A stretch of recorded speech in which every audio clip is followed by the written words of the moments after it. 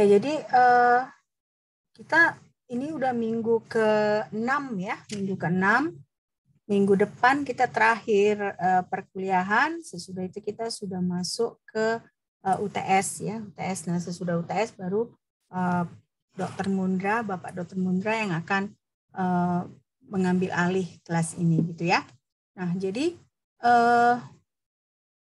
saya selalu tiap semester bilang ke mahasiswa ya, nanoteknologi ini topiknya sangat luas gitu ya. Seperti kemarin ketika saya mempersiapkan kuliah nanokristal semikonduktor, nah tidak selesai gitu ya. Saya nggak bisa menyelesaikannya kan, karena topiknya yang begitu luas gitu ya.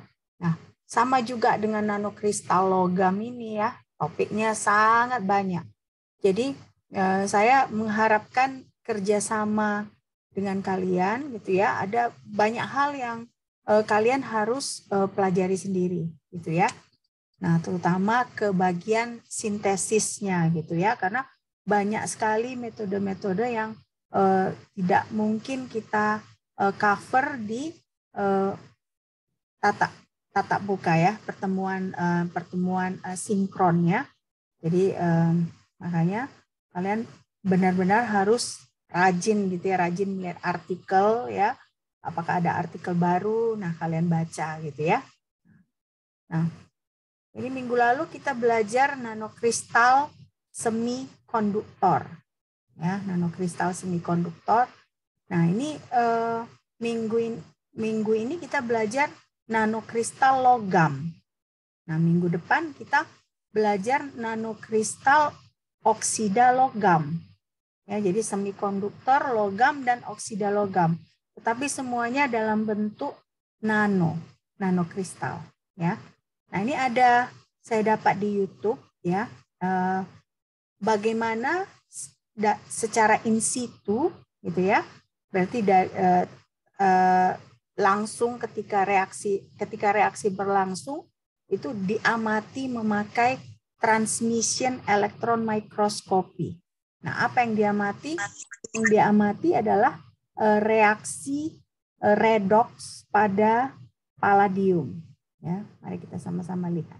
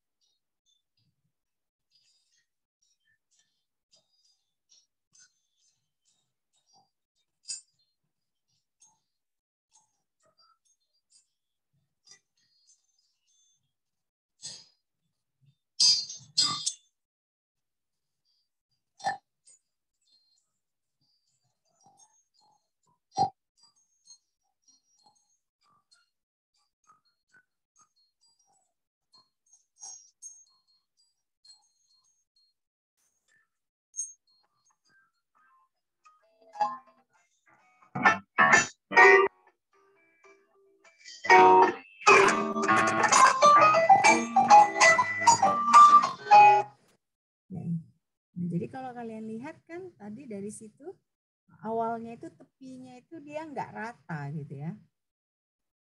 Nah, ini awalnya tepinya nggak rata kan dia. Nah, tapi begitu akhir ya, ini tepinya rapi. Ya.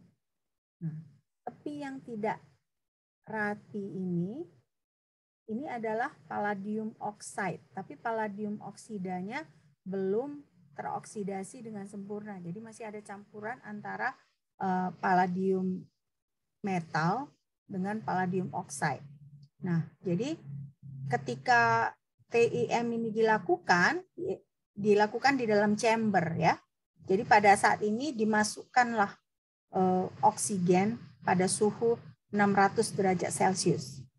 Nah, jadi ada reaksi redoxnya gitu. Jadi dari dia tidak rata seperti ini ya, tidak tepinya tidak bagus menjadi akhirnya tepinya sangat bagus seperti ini. Nah, jadi itulah salah satu bagaimana kita bisa mengamati reaksi pada nanopartikel atau nanokristal. Nah, kalau kalian perhatikan lagi dari awal ini kan dia ada tulis di sini, ya, ada tulis di sini dia dari 200 menjadi 100. Ya, jadi itu gunanya kita kemarin mempelajari indeks Miller. Jadi kalau kita belajar lagi lebih detail instrumen dari TEM ini, kita bisa kita tentukan ya apakah ini 200 atau 100 ya.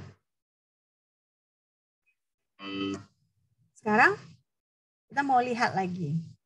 Nah, jadi selama ini kita kenapa sih kita mau mengubah dari ukuran curah ya, ukuran besar ke ukuran nanokristal? Karena ternyata ya ketika misalnya suatu metal kita jadikan ukurannya nanokristal ya berarti lebih kecil, itu ada sifat-sifat yang unggul. Nah, sifat-sifat unggul itu disebabkan oleh apa? Disebabkan karena ukurannya lebih kecil, ya. Nah, kalau ukuran material lebih kecil itu bukan fisika klasik lagi yang berlaku. Jadi fisika kuantum mekanik yang berlaku ya. Jadi sifat-sifat kuantum yang berlaku. Jadi ya makanya akan berbeda dengan sifat curah. Nah, yang kedua, kalau misalnya kita perkecil ya si metal ini ya menjadi nanokristal, itu morfologinya bisa beragam.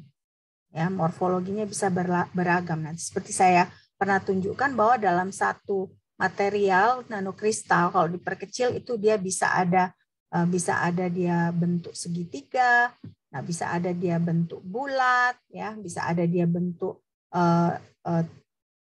tabung, jadi bermacam-macam morfologinya. Nah, selain itu ada namanya efek permukaan, ya. Semakin kecil si nanokristal ini, semakin banyak atom-atom yang terekspos ke udara luar. Nah, berarti kalau semakin banyak atom-atom yang terekspos, berarti dia semakin reaktif, ya. Nah, makanya di sini nanokristal metalik ini banyak digunakan sebagai katalis. Ya. Nah, sekarang nanokristal logam ini kalau kita lihat membaca paper-paper ya, apalagi paper-paper yang terbaru, itu seringkali fabrikasi, berarti pembuatan nanokristal logam ini seringkali disesuaikan dengan aplikasinya. Jadi kita misalnya pengen nanokristal ini untuk aplikasi ini, ya, untuk misalnya untuk aplikasi elektronik. Nah, berarti pembuatannya itu harus kita sesuaikan sehingga dia menghasilkan sifat yang cocok untuk alat elektronik. Ya, biasanya kalau alat elektronik tentu lebih cocok kalau misalnya semikonduktor, gitu ya. Nah, makanya biasanya pembuatan semikonduktor itu pembuatan semikonduktor akan disesuaikan supaya bisa dipakai sebagai alat elektronik. Sekarang kita lihat ini, saya ambil di internet ya gambar ini. Nah, ini yang curah atau bulk. Kalau dalam bahasa Inggris dia istilahnya bulk ya, curah. Nah, sementara ini nano ya, nano. Baik itu nanopartikel, nanokristal ataupun nanopartikel. Nah, kalau kalian lihat ketika dia curah, bulk itu dia kebanyakan amorf ya, nggak berbentuk. Nah, ini kan nggak berbentuk kan. Nah, kalaupun ada seperti kristal dia tapi nggak rapi gitu ya, nggak ya amorf gitu. Tapi begitu dia lebih kecil, nah kalian lihat di sini ada yang bentuk bola ya, ada yang bentuk runcing, ada yang bentuk segitiga, ada yang bentuk oval seperti ini atau seperti ini kubik. Nah, jadi beragam dia bentuknya. Nah, Lalu ini ada bentuk curah, ya, bentuk curah. Dia hanya bisa mungkin kalau metal dia memantulkan cahaya gitu ya, memantulkan cahaya. Nah, tapi kalau misalnya quantum dots seperti yang minggu lalu kita pelajari, nah berbeda ukuran nanokristalnya, berbeda yang dipancarkan. Nah, ini dia pada ukuran 5,5 nanometer, dia bisa memberikan warna merah. Nah, tapi pada ukuran 2,3 nanometer dikecilkan dia malah memberikan warna biru. Ya. Nah, jadi kita bisa lihat di sini bahwa mengubah ukuran dari nanometal ini, nah banyak yang berubah. Morfologinya berubah. Nah, ini morfologinya. Nah, ini dia sifat fotoluminescence-nya berubah. Nah, ini lagi ada celahnya juga berubah, ya, celahnya. Nah, kalau kita lihat nih, kalau misalnya metal curah biasa, ya kan, ya ini seperti ini semikonduktor ya, semikonduktor biasa, ya dia cuman ada conduction band, valence bands dengan band gap, ya. Sementara kalau misalnya quantum dots, ya, nah kalau lihat ada lagi terkuantisasi energinya di sini, terkuantisasi. Kenapa? Karena begitu kecil partikel tersebut, ya, semakin kecil partikel tersebut, dia sifat kuantumnya yang berlaku, bukan sifat fisika klasik. Nah, jadi terkuantisasi di sini kita tidak ada lihat energi yang terkuantisasi, sama aja uniform energinya. Tapi kalau di sini energinya terkuantisasi, dan kalau kalian lihat berkurang size-nya, ada perubahan dari band gap-nya. Ya, sementara kalau ini ya sama aja, tidak ada perbedaan gitu ya. Tapi ini dikurangi ukuran dalam bentuk nanometer, dikurangi sama seperti ini, dikurangi dari 5,5 ke 2,3. Nah, dia berubah band gap-nya. Nah, kalau berubah band gap-nya ini berarti sifat luminescence-nya ini pun nanti akan berubah, ya.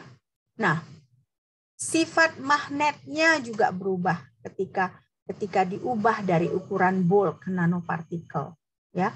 Nah, dari bulk ke nanopartikel ini, nanokristal ini berubah jadi super paramagnetism, ya. Jadi sifat magnetnya berubah, ya.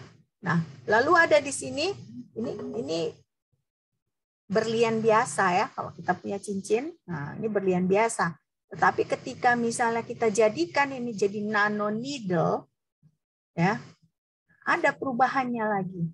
Ada lagi nanti sifat-sifatnya gimana dia bisa mengumpulkan muatan listrik di sini sehingga reaksi untuk redox juga semakin bagus. Ya, jadi kalau kalian lihat di sini begitu berubah dari ukuran curah ke ukuran nanopartikel, ya, morfologinya, ya, baru sifat fotoluminescence-nya, sifat elektroniknya, sifat magnetnya berubah. Ya, nah ini semua dianggap sebagai the next industrial, ya, the next industrial revolution. Nah, jadi kalau kalian misalnya baca buku quantum chemistry dari Levine, ya, Ira Levine. Nah, menurut Ira Levine itu nanoteknologi ini adalah the next revolution industry, ya. Nah, jadi yang orang-orang pada pelajari untuk nanokristal logam itu biasanya logam mulia, ya, logam mulia. Nah, contohnya palladium, platinum, silver, dan gold, emas, ya. Nah, mulai tahun 2010 sampai 2019, ya, orang-orang mulai tertarik kepada nikel, copper, dan kobalt. Nah, khusus untuk saya, kebetulan saya disertasi saya itu mempelajari nikel nanopartikel, ya, nikel nanopartikel. Nah, jadi kalau ini palladium, platinum, silver, dan gold ini mulai awal 2000-an. Nah, 2010 sampai sekarang ini, terakhir teman saya baru selesai S3-nya, dia mempelajari kobalt, ya. Nah, ini semua untuk apa kita pelajari? Karena ini semua aktif sebagai katalis, ya. Nah, palladium platinum ini dipakai di katalis di mobil ya, automobil. Kenapa? Karena mereka bisa mengubah CO menjadi CO2 ya. Nah, sementara nikel ini kenapa sekarang orang tertarik? Apalagi sekarang kan kita bisa dengar pemerintah melarang ya, melarang untuk kita mengekspor nikel. Kenapa? Karena ini nikel ini sekarang banyak bisa dipakai sebagai katalis untuk energi terbarukan gitu ya. Kalau kita punya etanol gitu misalnya, nah etanol itu bisa kita ubah ya dengan bantuan nikel sebagai katalis, ubah menjadi hidrogen. Nah, hidrogen itu untuk apa? Untuk bisa banyak sekarang misalnya mobil yang listrik. Nah, mobil listrik itu apa? Berarti bahan bakarnya adalah hidrogen. Oke. Kenapa kok nggak ada yang nyalain video ini? Hah? Kenapa? Saya sebenarnya agak Izin, Mem. Ya, kenapa? Kalau dinyalain videonya, Mem, suara Mem putus-putus, Mem. Putus-putus? Masa iya? Ya, jaringan Indah nggak terlalu kuat, Mem. Oh, oke. Ya. Oke. Saya kadang-kadang kalau kalian nggak nyalain video, ya kan, saya sambil menjelaskan, saya suka lihat ekspresi kalian. Kenapa? Kalau saya nggak, misalnya kalian nggak nyalain video, saya merasa saya ngomong seperti tong kosong gitu ya. Nah, itu kendala di saya ya. Saya kurang suka gitu kalau tidak bisa melihat ekspresi mahasiswa saya ketika saya ngajar gitu ya. Nah, itu mungkin tiap-tiap dosen beda ya. Tapi kalau saya seperti itu. Nah, kenapa? Karena saya mau berusaha supaya kalian mengerti gitu ya. Mengerti. Jadi saya frustrasi sendiri gitu kalau misalnya saya nggak lihat ekspresi kalian. Oke? Nah, kita lanjut. Jadi bukan saya mau apa-apa gitu ya. Saya hanya pengen kita apa sih bedanya asinkronus ya. Maksudnya kan yang tidak sinkron dengan sinkron. Ini ceritanya kita belajar sinkron kan. Belajar sinkron itu kan komunikasi bukan hanya dari saya ya. Kalian juga harus berinteraksi dengan saya. Oke? Oke. Nah, sekarang nanokristal ini ya. Nah, jadi saya sudah fokus ke nikel ya, contohnya nikel nanopartikel ya. Nah, makanya sekarang kan pemerintah kenapa? Karena nikel ini bisa dipakai sebagai baterai mobil listrik ya. Nah, makanya dilarang kalau kita mengekspor dalam bentuk biji nikelnya. Kalau misalnya kita sudah bisa membuat baterai listrik ya, baterai untuk mobil listrik dari sumber daya alam nikel yang kita punya gitu ya. Jadi jangan hanya kita mengimpor ya, mengekspor ya bahan dasar, tapi kalau bisa kita mengekspor bahan jadi. Nah, sebenarnya hal seperti ini ya, ini sebenarnya tantangan untuk kalian ya. Kalianlah generasi muda ya, coba nantinya kalau misalnya ada industri baterai mobil listrik, kan lulusan-lulusan seperti kalian yang bekerja di situ. Jadi makanya kalian coba nanti baca banyak paper ya, karena apa yang bisa saya berikan di kelas ini terbatas ya. Kalian nanti lebih menggali lebih dalam. Oke? Nah, jadi makanya ini menariknya nikel ini. Ya, dia bisa memutuskan katalis untuk memutuskan ikatan C dengan hidrogen pada etanol sehingga bisa hidrogen terbentuk. Nah, hidrogen bisa dipakai sebagai bahan bakar energi yang terbarukan. Nah, ini ada pendahuluan. Nah, kita udah tahu ini bahwa nanomaterial itu antara 1 sampai 1000 nanometer ya. Nah, biasanya itu kita sebut 1 hingga 100 nanometer. Nah, quantum dots itu dia satu dimensi ya, sekecil atom, makanya disebut quantum dots yang minggu lalu ya. Nah, kenapa kita fokus ke nanokristal? Karena kita mau belajar ke material nano yang dia tidak amorf.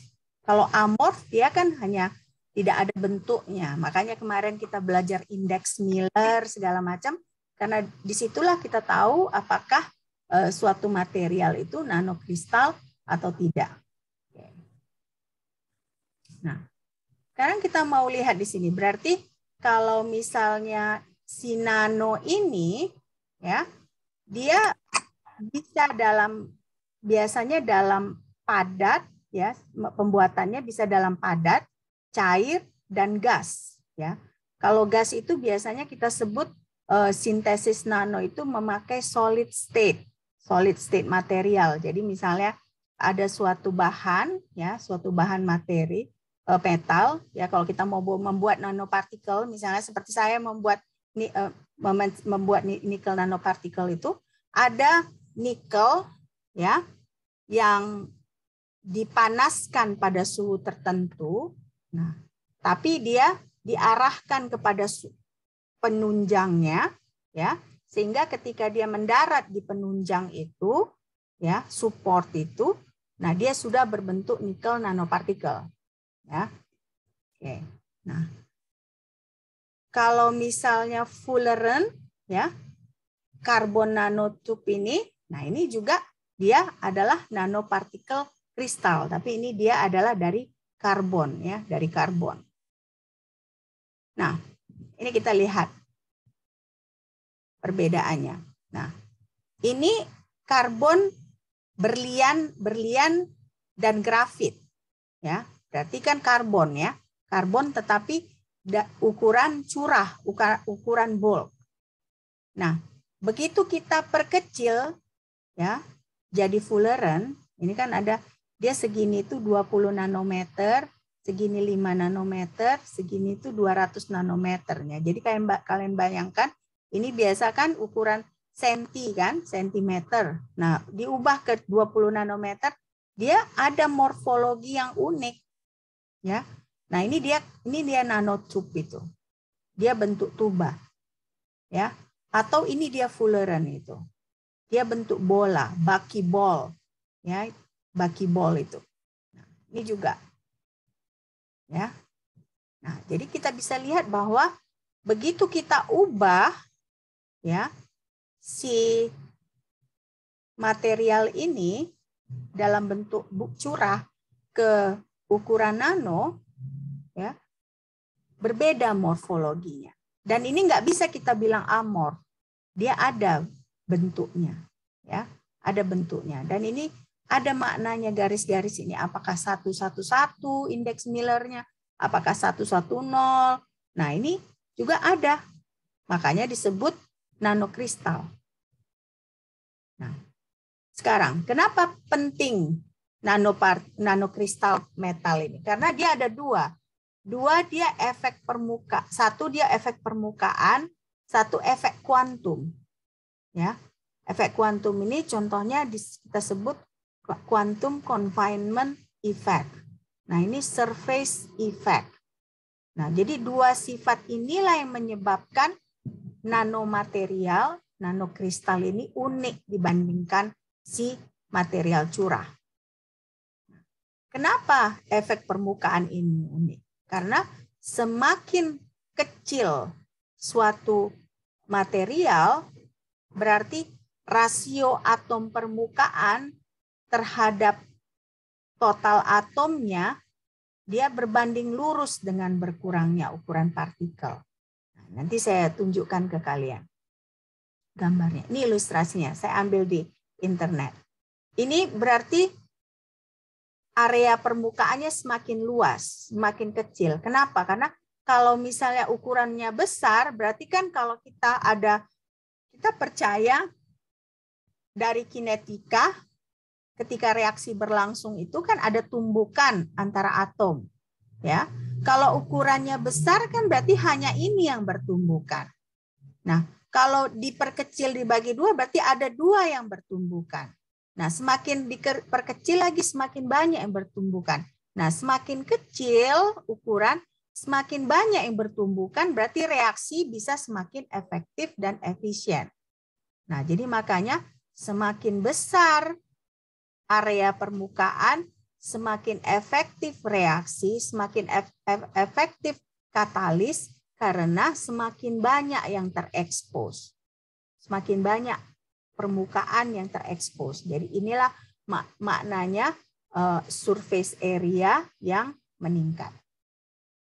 Oke, nah baru ada juga kalau semakin kecil si nanokristal itu berarti antar permukaan itu energi ikat atom yang pada permukaan itu berbeda dengan atom internal.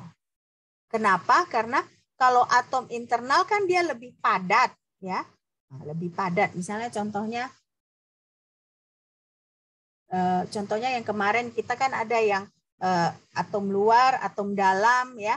Nah, kalau atom luar itu, yang permukaan luar itu kan dia ada kayak celahnya, begitu ya, ada celahnya, ada. Nah, itu dia lebih, makanya energi ikat permukaannya berbeda dengan atom yang pada lapisan kedua, ya. Nah, atom pada permukaan itu biasanya kekurangan atom yang berdekatan, berarti dia lebih renggang gitu ya daripada atom yang internal. Nah, itu kelebihan. Kenapa? Berarti lebih gampang bereaksi, ya. Jadi pada permukaan itu dia ikatannya nggak jenuh gitu, masih ada yang bisa dimasuki senyawa yang lain yang bergabung dengan atom yang lain, sehingga karena hal itu makanya aktivitas kimia dengan katalitiknya itu lebih positif, ya, lebih positif atau lebih bagus, ya. Nah, karena itu makanya kalau kita punya nanokristal, ya, reaktivitasnya itu akan terpengaruh. Kenapa? Karena pada permukaannya itu masih banyak atom yang bisa bergabung dengan atom yang lain, ya. Jadi makanya dia lebih reaktif. Nah, sifat mekaniknya lebih bagus. Nah, ini makanya kalau dulu tahun 2005, 2006 itu lagi heboh karbon nanotube. Kenapa? Karena itu tahan, dia kuat sifat mekaniknya. Jadi pernah itu direncanakan itu ya, kalau kita mau membuat robot itu bahan dari lengan robot itu memakai karbon nanotube. Ya, kenapa? Karena sifat mekaniknya. Nah, sifat optiknya. Nah, minggu lalu kita belajar kan semikonduktor. Nah, sifat optiknya unik. Kenapa? Dia luminescence, ya. Ada transisi elektron yang menyebabkan bisa dipancarkannya warna-warna yang berbeda. Nah, begitu kita kecilkan ukurannya, dia ada sifat luminescence-nya, ya. Nah, makanya bisa jadi quantum dots, ya.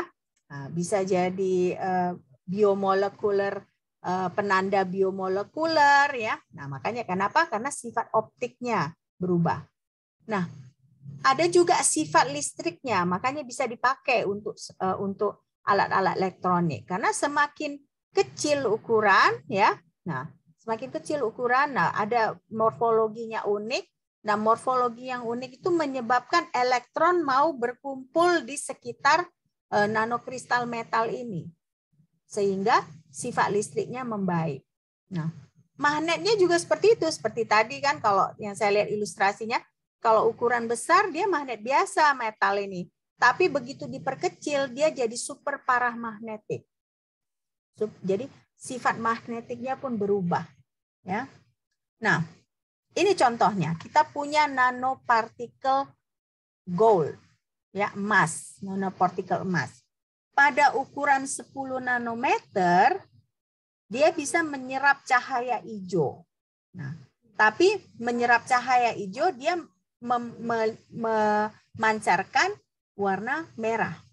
Nah, sementara kita perkecil ukurannya, dia menunjukkan sifat magnet yang cukup besar. Jadi kalau misalnya ukuran 10 nanometer, dia sifat optiknya ada. Kita kecilkan ke 2-3 nanometer, sifat magnetnya yang ada. Oke. Nah, ini berbeda dengan kalau kita punya emas biasa, emas ukuran biasa, ya. Nah, kalau emas ukuran biasa tidak ada sifat-sifat yang ini. Karena kalau emas yang ukuran biasa itu dia classical mekanik yang berlaku, fisika klasik yang berlaku. Tapi begitu dia mengecil gini, ya kan? Nah, kimia kuantum yang berlaku. Nah, jadi karena kimia kuantum yang berlaku, berarti sifat-sifat yang lain yang berlaku. Ya, ini makanya sifat optiknya berbeda, sifat magnetnya berbeda. Nah, kalau nanopartikel gold ini lucu dia. Kalau misalnya ukuran besar, dia kan metalik. Tapi begitu diperkecil, dia menjadi insulator. Ya, insulator. Nah, ada lagi yang unik. Kalau cincin emas kita, kalung emas kita itu nggak ada sifat kataliknya. Makanya kita sebut si emas ini logam mulia, ya kan, karena dianggap tidak bereaksi dengan apapun.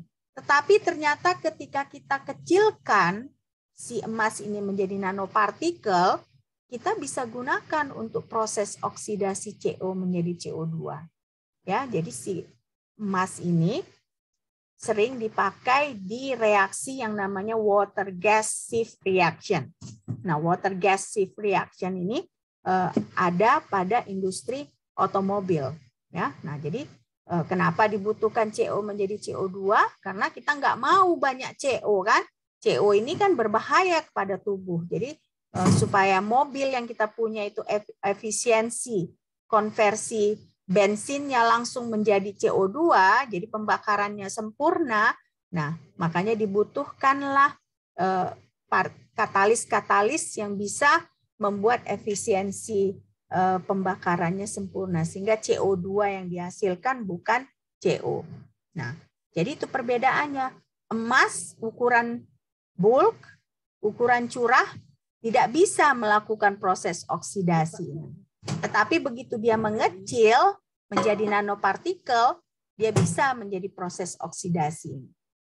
Ya, nah ini ada juga kita bisa lihat kan bahwa ini tadi ya, ini kan sudah dijelaskan bahwa ketika dia ukurannya 3,5 nanometer, ya, dia bisa mengkatalisasi reaksi CO menjadi CO2. Ya, jadi aktivitas katalitiknya membaik.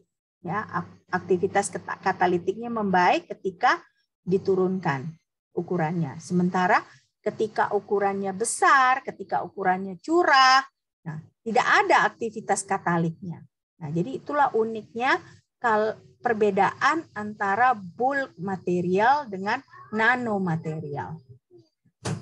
Nah, ini sekedar penjelasan bahwa nanoteknologi ini adalah ilmu atau teknologi yang berkaitan dengan desain, sintesis, dan penerapan nanomaterial. Ya. Nah, nanomaterial logam ini unik. Kenapa? Karena berarti dia ada gabungan antara sifat nano dan sifat logam. Ya, makanya banyak digunakan di berbagai macam industri. Ya, nanomaterial logam ini. Nah, jadi ini sekedar pendahuluan ya, bahwa karena ukurannya kecil, jadi sifat thermalnya berbeda, sifat optiknya kita bisa lihat tadi kan berbeda dengan ukuran, ada ukuran tertentu dia memancarkan merah, ada ukuran tertentu dia memancarkan biru.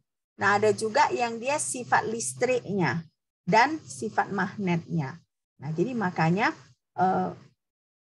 seperti yang dinyatakan oleh Ira Levin ya di buku Kimia Kuantum, bahwa ini memang nanomaterial ini adalah the next industrial revolution. Nah, sebenarnya kalau kita berbicara logam ya, sudah lama kita pakai logam ini sebagai katalis. Ya, ini contohnya abad 20 ya, dipakai di industri. Nah, ada nih tahun 1831 ya, platinum ini dipakai untuk reaksi oksidasi. Nah, oksidasi yang menghasilkan sulfur trioksida dari sulfur dioksida, memakai logam platinum. Ya, jadi sebenarnya sejak dulu juga kita sudah industri sudah memakai logam sebagai katalis. Nah, tahun 1875 ini ada Jacob dari Jerman ya.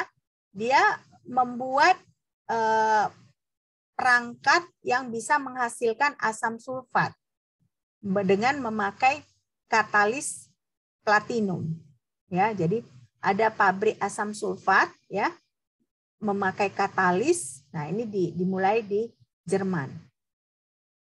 Nah, berarti dari sini para ilmuwan sudah menyadari kalau si platinum ini ya kan bisa ada aktivitasnya sebagai katalis ya.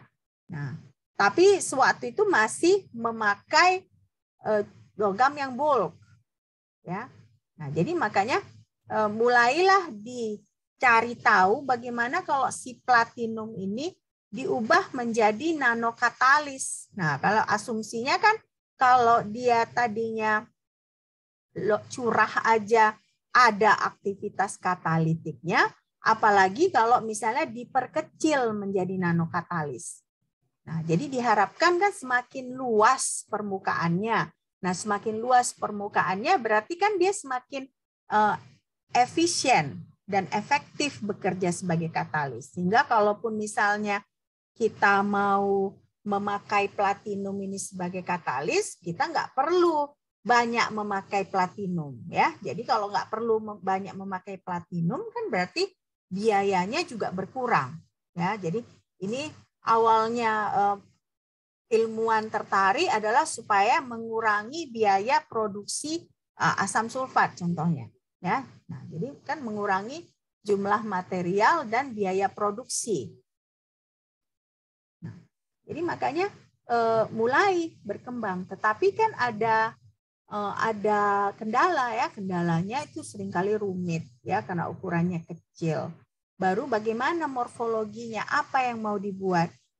Apakah dia dalam bentuk tuba, apakah dia dalam bentuk dot, apakah dia bentuk segitiga ya. Nah, itu yang harus dipikirkan. Nah, jadi makanya banyak riset ya, banyak penelitian, bahkan penelitian S3 ya, adalah pengembangan sintesis nanokristal sampai sekarang pun ya. Nah, kenapa? Karena banyak ditemukan ya, ternyata morfologi dari si nanokristal ini juga mempengaruhi aktivitasnya. Nah, ini ada contohnya. Ini ada tahun 1926 ya. Nah, ini namanya Raney Nickel. Ya, Raney Nickel. Nah, ini dia nano ya kan, tapi dia berpori. Ya, berpori. Nah, apa kelebihannya ini? Ya. Kelebihannya itu karena strukturnya ini berpori, ya. Permukaannya itu luas. Ya, sama seperti tadi kan saya bikin ilustrasinya. Kalau dia besar, nggak banyak terekspos permukaannya, tetapi semakin kecil dia banyak terekspos. Nah, ini juga seperti itu. Karena dia berpori, dia luas permukaannya. Nah, karena luas permukaannya, makanya Raney Nickel ini bisa dipakai untuk katalis sebagai hidrogenasi minyak sayur.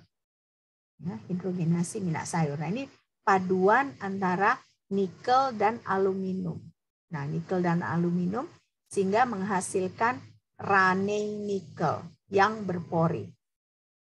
Nah, tapi kan ini dia belum memikirkan lebih kecil ya. Jadi ada kelemahannya ya. Jadi karena belum dipikirkan lebih kecil, jadi ukurannya belum terkontrol ya. Morfologinya itu belum bisa divariasikan. Nah, baru komposisinya juga belum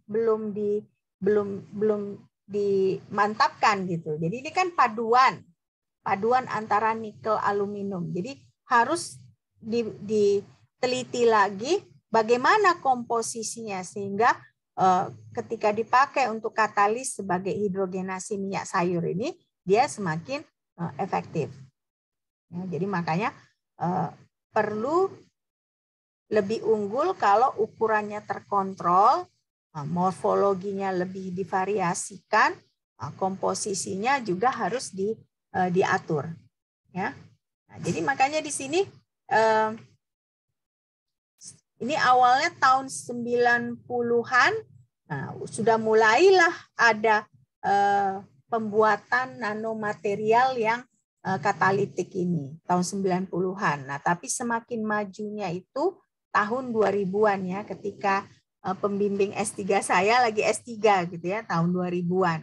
Nah, sekarang sudah lebih berkembang lagi, tetapi memang mulai berkembangnya ini tahun 90-an. Nah, sekarang ada istilahnya reaksi katalitik heterogen.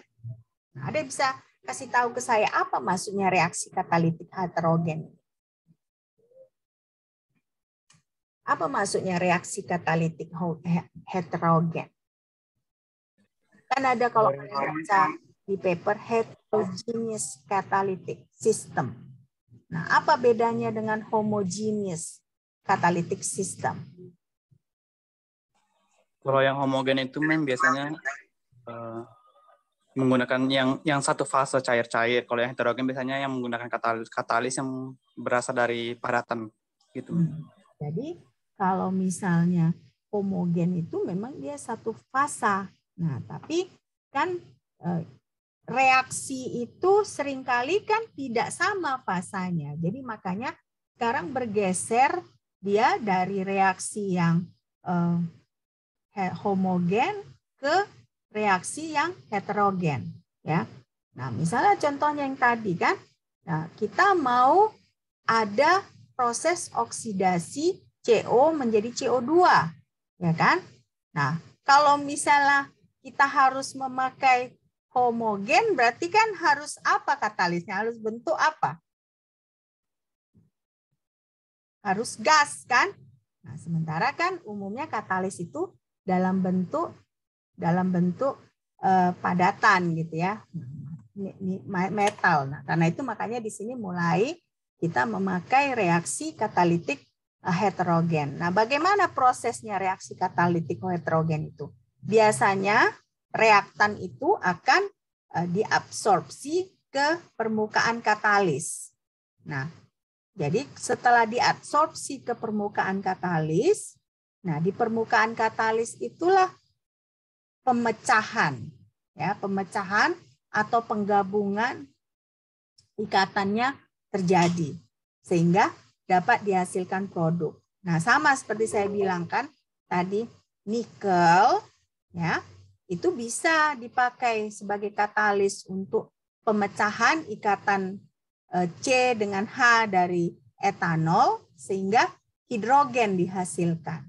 Nah, caranya bagaimana? Caranya ada nikel yang dalam bentuk nanopartikel, ya. Kita support di supportan tentu, bisa Al2O3, bisa juga Siria. Nah, si etanol itu ya dimasukkan dalam bentuk gas ke suatu chamber sehingga si etanol ini terabsorpsi ke permukaan nikel tersebut. Nah, pada nikel itu terjadi pemecahan ikatan. Nah, setelah terjadi pemecahan ikatan, nah H dengan H yang sudah terputus bergabung, akhirnya setelah bergabung dia desorption. Artinya keluar dia dari permukaan si nikel tersebut, ya. Nah, jadi itulah sekarang muncul reaksi katalitik heterogen. Oke, good job Saud. Oke, nah. Jadi ini ada produknya didisorpsi, ya. Nah, ternyata morfologinya, strukturnya itu mempengaruhi bagaimana prosesnya ya, mempengaruhi efisiensi dari katalitik. Nah, saya kebetulan sedikit sudah melakukan eksperimen itu, ya. Saya tunjukkan.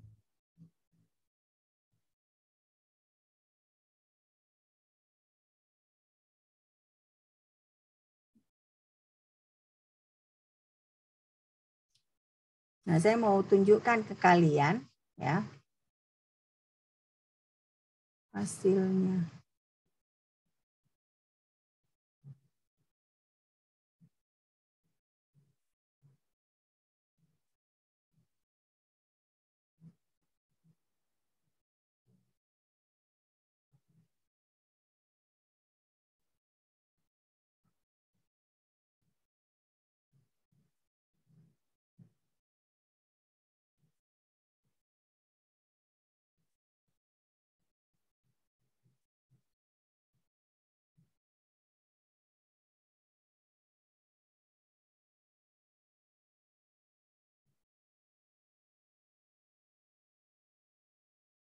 Nah, kelihatan ya gambarnya ya. Ini gambar yang D ini, ya. Ini adalah nikel nanopartikel yang disupport di manganese dope Syria, ya, manganese dope Syria. Jadi ceritanya di permukaan ini ada nikel, ada Mn, ada Syria, ya, Syria. Nah, kalian lihat ada nggak perbedaan antara yang C dengan yang D? Ada nggak perbedaannya? Kalau yang D ini apa yang paling dominan yang kalian lihat bentuknya? Segitiga, Mem. Nah, segitiga, ya kan? Nah, kalau yang ini dia hanya bulatan-bulatan aja, ya kan? Nah, ini juga hanya bulatan-bulatan aja. Nah, kalian bisa lihat di sini kan? Nah, ini dia ada morfologinya berubah. Ini sebenarnya beda temperatur. Ini temperatur suhu ruang, ya kan? Ini pada suhu 600 Kelvin, ini pada suhu 800 Kelvin. Ya. Nah, ini saya sudah coba ke reaksi untuk pemutusan si etanol tadi kan. Nah, berhasil ada terbentuk hidrogen. Ya, ada terbentuk hidrogen dan ketika dilihat di permukaan melalui STM, si nikelnya ini masih stabil. Ya, jadi kita bisa lihat bahwa morfologinya ini, ya, ini menandakan bahwa si morfologi ini membuat permukaan ini dia lebih efektif sebagai katalis, ya. Selain lebih efektif, dia lebih stabil. Jadi makanya unik, ya, setiap nanomaterial ini. Oke.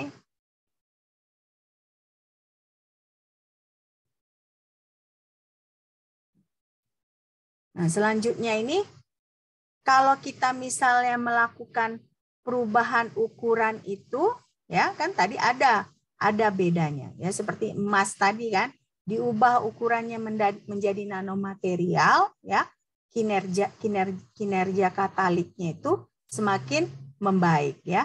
Nah, berarti luas permukaan komponen aktifnya akan meningkat sehingga dia aktivitas kataliknya membaik, ya. Nah, sebenarnya kenapa itu sebabnya? Karena ketika makin kecil ukurannya, berarti bilangan koordinasi atom permukaannya itu menurun. Nah, ketika bilangan koordinasi atom permukaannya itu menurun, ada istilahnya dangling bond-nya ini meningkat. Nah, apa yang terjadi ketika dangling bond-nya meningkat? Berarti energi permukaan nanokristal ini akan meningkat. Nah, otomatis kinerja katalitiknya akan meningkat. Nah, kalian bertanya nanti, apa dangling bond itu? Nah, ini saya ambil dari satu paper, ya. Nah, ini kita sudah belajar apa ini yang hitam-hitam ini kemarin? Apa ini? Kalau di permukaan apa namanya ini? Yang ini, yang defect atau cacat kristal, ya kan? Nah, kalian lihat ini yang bulat-bulat ini cacat kristal kan? 2 minggu yang lalu kan kita udah belajar cacat kristal kan? Nah, inilah cacat kristal. Nah, ternyata kalau ada cacat kristal itu ada dangling bond. Inilah dangling bond itu ceritanya. Nah, kalau yang hitam, yang gini, yang hitam garis lurus hitam ini, inilah ikatan kimia. Nah, dangling bond itu berarti ikatan yang ada di sekitar si cacat kristal. Nah, ini di sini ini surface energinya tinggi. Nah, disinilah justru aktivitas katalisnya semakin baik. Ya, karena ada dangling bond. Berarti kan kalau ada dangling bond ini, dia lebih gampang diserang dibandingkan yang ada ikatan kimia ini. Karena yang ada ikatan kimia ini kan dibutuhkan lagi energi untuk memutuskan ikatan ini, baru bisa, misalnya kalau kita mau absorpsikan suatu material ke sini kan berarti harus diputuskan dulu ini baru bisa terabsorpsi kan. Tapi kalau misalnya yang cacat kristalnya dangling bond ini lebih gampang masuk, misalnya CO, lebih gampang CO masuk ke daerah yang ini dibandingkan daerah yang ini. Ya, makanya aktivitas dari material itu semakin bagus kalau dangling bond-nya seperti ini semakin banyak. Nah, ini ada lagi contoh-contoh material nanomaterial yang lain. Ini ada iridium yang disupport dengan besi oksida, ya. Nah, ini dipakai dengan metode kopresipitasi. Nah, ternyata katalis ini lebih intensif ya ketika dia dalam ukuran nanomaterial. Nah, berarti dia semakin aktif. Nah, selain semakin aktif, dia semakin tidak gampang teracun dengan CO2. Nah, kenapa kalian bertanya tentunya? Kenapa kok material itu harus, katalis itu harus dia punya ketahanan tinggi terhadap CO2? Ada yang bisa jelaskan nggak? Kenapa? Kenapa bagus kalau misalnya dia nggak gampang keracunan dengan CO2? Kenapa, Saud? Saud bisa jawab nggak? Kenapa dia? Kenapa kita inginkan kalau katalis itu jangan gampang keracunan CO2?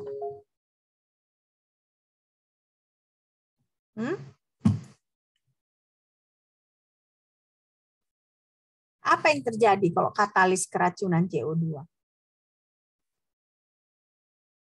Oke, saya buat ginilah istilahnya. Kalau misalnya ada permukaan, ya kan? Nah, tadi kan seperti ini saya bilang, kalau misalnya dia aktivitasnya tinggi, kalau misalnya banyak yang bisa didatangi oleh atom yang mau terabsorpsi ke dalam. Nah, contohnya ini kan berarti banyak posisi bisa didatangi kan? Banyak yang warna pink ini bisa didatangin. Tapi kalau misalnya suatu katalis sudah keracunan CO2, berarti di permukaannya ini banyak CO2. Nah, berarti permukaannya ini sudah dipenuhi oleh CO2 sampai misalnya tidak ada lagi tempat kalau ada senyawa lain yang mau masuk gitu ya. Senyawa lain yang mau terabsorpsi. Nah, jadi ternyata kalau kita punya iridium di besi oksida ini, dia lebih tidak gampang CO2 meracuninya. Berarti CO2 nggak mau tertinggal di permukaan iridium ini. Ya, karena CO2 nggak mau tertinggal di situ, berarti dia lebih stabil, bisa lebih dipakai berulang kali untuk reaksi oksidasi dari CO. Nah, biasanya kan oksidasi CO itu emas yang dipakai kan. Kalau dibandingkan ternyata dengan emas dengan si iridium ini, ya ternyata si iridium itu lebih stabil, lebih efisien juga untuk reaksi oksidasi CO menjadi CO2. Oke, nah jadi di kelebihannya, tapi juga kelebihannya karena memang dia dalam ukuran nano. Nah, ada juga ini monoatom palladium, ya, monoatom palladium yang disupport di alumina, ya, alumina. Nah, penelitian menyatakan ternyata ini aktivitasnya tertinggi dalam oksidasi alkohol. Nah, jadi kalau kalian ada nggak dari kalian yang bakal penelitiannya kimia organik gitu misalnya, reaksi. Nah, kalau reaksi kalian misalnya reaksi oksidasi alkohol, nah reaksi itu akan lebih efektif kalau kalian memakai katalis palladium. Ya, tapi tentunya katalis palladium yang dalam ukuran nano. Nah, si aktivitas katalisnya ini ternyata kalau misalnya ukuran si palladiumnya dulu lebih besar, nah aktivitas katalisnya ini dia menurun. Nah, berarti keaktifan katalis ini dipengaruhi oleh ukuran si palladium ini. Ya. Nah, ini dia ada gambarnya. Ya, saya ambil dari beberapa artikel, ya kan? Ini dia ada bentuknya seperti ini ya, kecil dia. Oke. Nah, jadi berarti ada pengaruh antara ya kinerja katalis dengan ukuran partikel. Nah, tapi tentunya tidak melulu ukuran partikel yang mempengaruhi kinerja katalis. Ada juga bagaimana ketika misalnya si CO tadi sudah berhasil terabsorpsi ke katalis. Nah, tapi kalau misalnya terlalu kuat interaksi antara CO dengan katalis tersebut, nah tidak terjadi reaksi kan, berarti kan dibutuhkan energi lebih tinggi untuk mendesorpsi gasnya. Nah, berarti itu bukan katalis yang baik. Nah, katalis yang baik itu dia mampu mengabsorpsi reaktan, ya. Tetapi ketika produk sudah terbentuk, dia jangan terlalu kuat interaksinya dengan si katalis, sehingga dia gampang juga terdesorpsi, sehingga produk terbentuk. Jadi bukan hanya melulu ukuran katalis, tetapi bagaimana juga interaksi antara si zat dengan si katalis.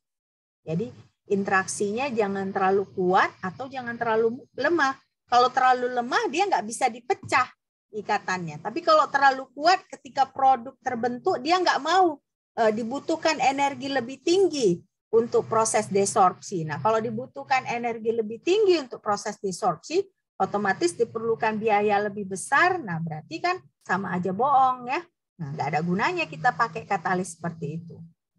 Ya. Nah jadi ini kalau ada penelitian lagi nih dari Xiao, ya, Xiao ini melakukan aktivitas redoks dari nanopartikel PT, platinum, ya.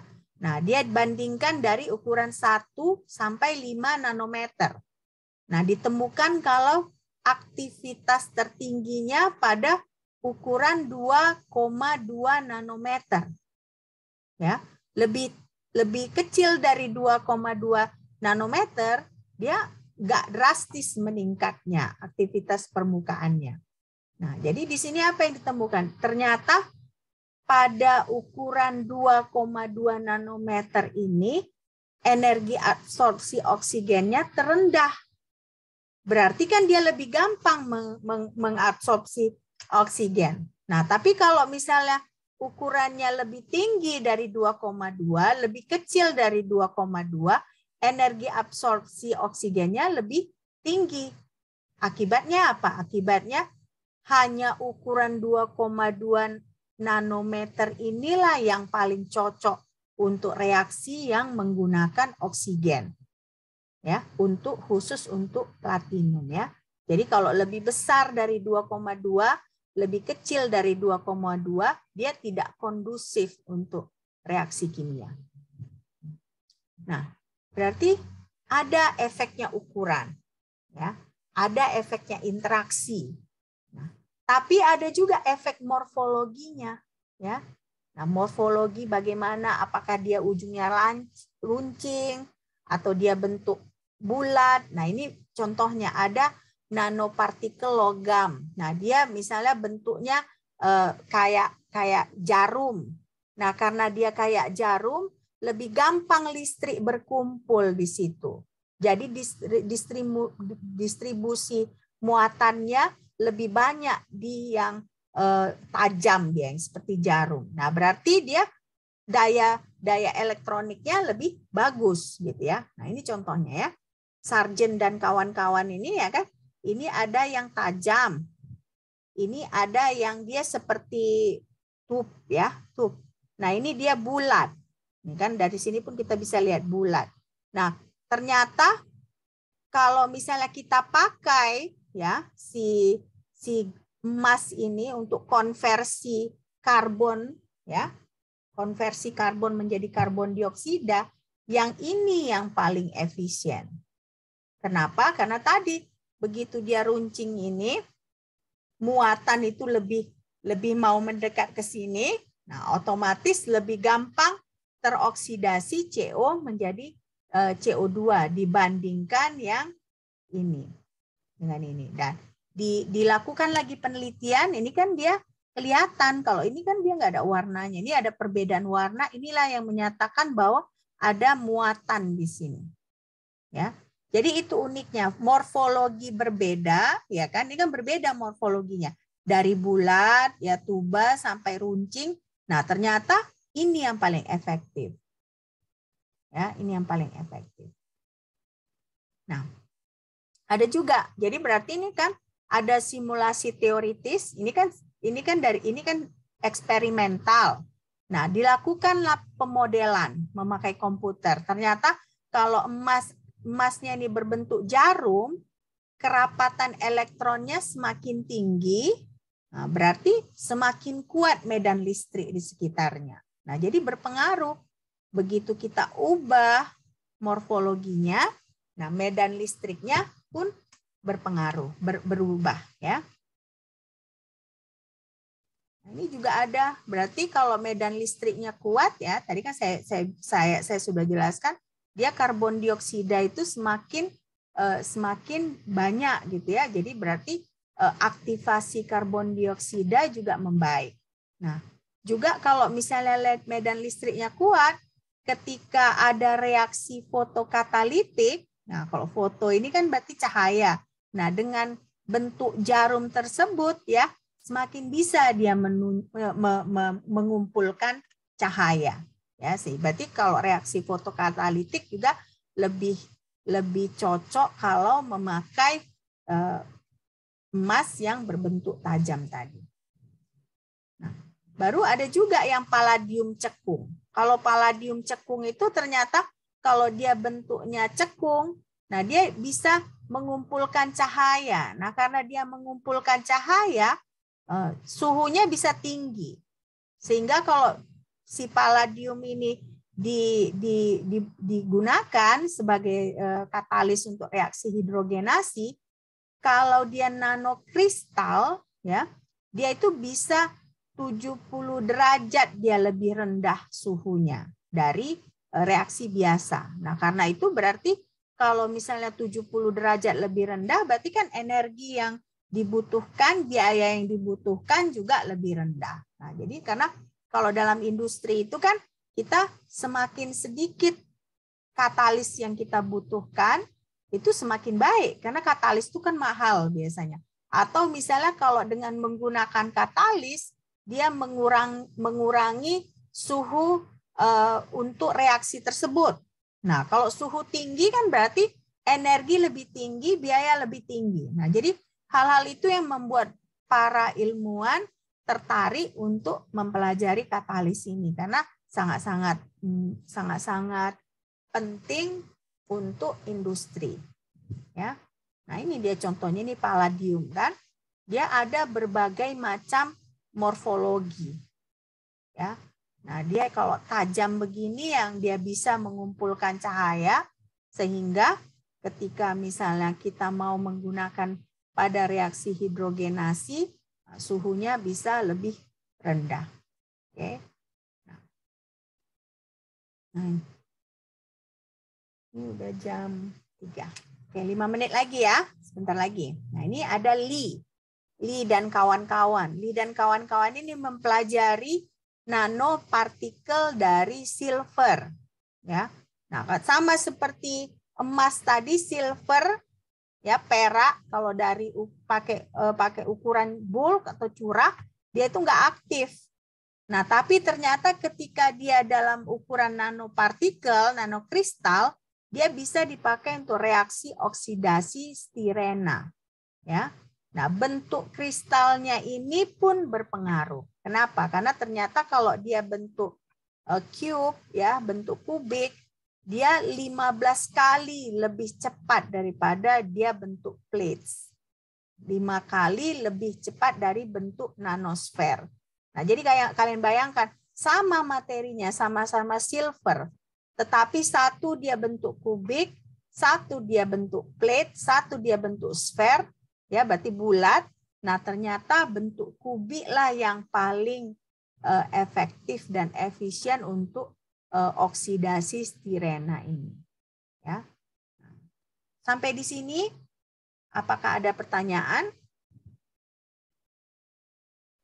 Izin bertanya, Mem. Siapa ini yang mau bertanya? Yuni. Iya, Mem. Oke.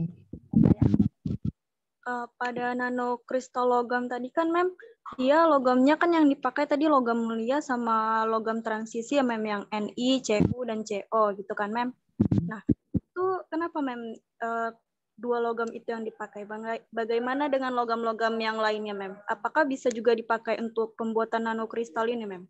Contohnya? Kayak Logam seperti apa? logam utama gitu, Mem. Logam utama seperti apa? Sodium gitu. Iya, Mem. Kalau sodium dia kan terlalu lembek ya. Kalian pernah lihat nggak logam natrium seperti apa? Pernah kan? Nah, ya, logam natrium itu banyak kelemahannya kan. Satu apa? Kalau kita reaksikan dengan air apa yang terjadi? Meledak nggak? Meledak, Mem. Meledak, ya kan? Nah, itu satu. Nah, yang kedua, sebenarnya itu logam natrium itu kan bisa kita penyet-penyet ya. Dia nggak kuat ya. Nah, jadi makanya sebenarnya bukan hanya yang tadi itu ya, banyak logam. Tapi yang banyak dipelajari oleh penelitian adalah logam-logam yang ini. Jadi kalau kalian search di misalnya Science Direct gitu ya, memang logam-logam yang ini yang banyak dipelajari. Ya, nikel, copper, ya, palladium, platinum, silver, dan gold. Karena memang sudah terbukti logam-logam yang ini aktif sebagai katalis. Ya. Nah, sebenarnya ada juga besi. Ya, saya juga pernah baca satu paper. Nah, ada orang yang pakai besi. Nah, jadi memang bukan terbatas pada logam yang ini, tetapi umumnya kalau sampai sekarang yang banyak muncul di paper adalah logam yang tertera di sini. Ya, Yuni? Sudah, Yuni? Sudah, Mem. Terima kasih, Mem. Ya. Ada pertanyaan yang lain? Ada pertanyaan lain? Nggak ada? Nah, jadi Saya, Mem, ingin bertanya. Christian, oke. Christian mau bertanya apa? Saya mau tanya, Mem, tadi kan dengan dibuatnya suatu kristal itu menjadi nanokristal, itu kan menambah efektivitasnya, Mem. Apakah pernah terjadi, Mem, kalau suatu kristal itu justru bertolak belakang ketika dia diubah menjadi nanopartikel begitu?